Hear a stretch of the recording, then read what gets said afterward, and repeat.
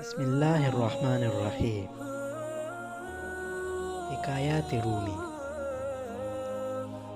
نفس کا دھوکہ۔ مولانا رومی فرماتے ہیں، اللہ رب العزت نے قرآن مجید میں پہلی قوموں کا دنیا سے عشق کرنا اور ان کی ہوس کا ذکر کیا ہے، اور نصیحت کرنے والوں کے ساتھ ان کے سلوک کا بھی ذکر کیا ہے۔ ان کے برے احوال و افعال ہمارے لیے بیان کر دیے تاکہ ہم ان سے عبرت حاصل کریں۔ اگر کوئی بزرگ لوگوں کی برائی کو برداشت کرتا تو کہتا ہے عاجز ہے، کسی کا کیا بگاڑ سکتا ہے، اور اگر وہ غصہ کرے تو انہیں مغرور کہا جاتا ہے۔ تم یہ منافقت کیوں کرتے ہو؟ دین پر عمل نہ کرنے کی وجہ بیوی بچوں کے ساتھ مصروفیت بتاتے ہو، اور بغیر کسی عمل کے بزرگوں سے باطنی توجہ کے طلبگار رہتے ہو تاکہ ولی بن جاؤ۔ اے انسان، تیری یہ مجبوری اللہ رب العزت کی راہ اور اس کے دین کے لیے ہی کیوں ہے؟ شیطان اور کھانے کمانے کے معاملات ایسے کیوں نہیں ہیں؟ دنیا تو دنیا کے لیے بھاگتا ہے اور دین کے معاملے میں بے عمل صابر ہے۔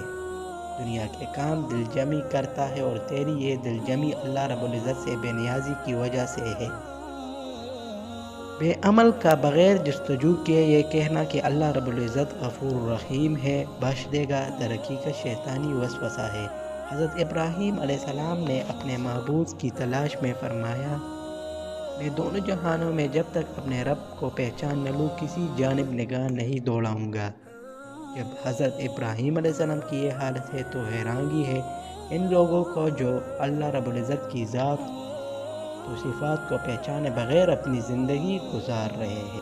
اللہ رب العزت کی معرفت کی پہچان کے بغیر کھانا پینا جانوروں کا کام ہے۔ قرآن مجید میں اللہ رب العزت نے جو پائے انہیں کہا ہے، انہیں نے مغفرت کے اصول کے بغیر اپنی زندگی بسر کی ہے۔ اگرچہ وہ کتنے ہی قابل اور ہوشیار کیوں نہ ہو، انہوں نے اپنی دنیاوی زندگی فضولیات میں بسر کی اور آخرت کا کچھ نہ کیا۔ تو جو کہتے ہو اللہ رب العزت غفور الرحیم ہے، معاف فرما دے گا، یہ در حقیقت تمہارے نفس کا دھوکہ ہے۔ اگر تم رب پر ایمان رکھتے تو تمہیں یہ غم نہ ہوتا کہ میرے ہاتھ میں روٹی کیوں نہیں۔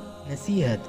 اس حکایت کو بیان کرنے کا مقصد یہ ہے کہ اللہ رب العزت نے گزشتہ اقوام کے جو حالات قرآن مجید میں بیان فرمائے ہیں وہ ہماری عبرت کے لیے ہے، اور اگر ہم ان واقعات سے عبرت حاصل نہیں کرتے تو یہ ہماری اپنی کوتاہی ہے، اور اللہ رب العزت نے ہمیں اچھے اور برے کی تمیز سکھا دی۔ اب یہ ہم پر منحصر ہے کہ ہم کس راستے کو اختیار کرتے ہیں۔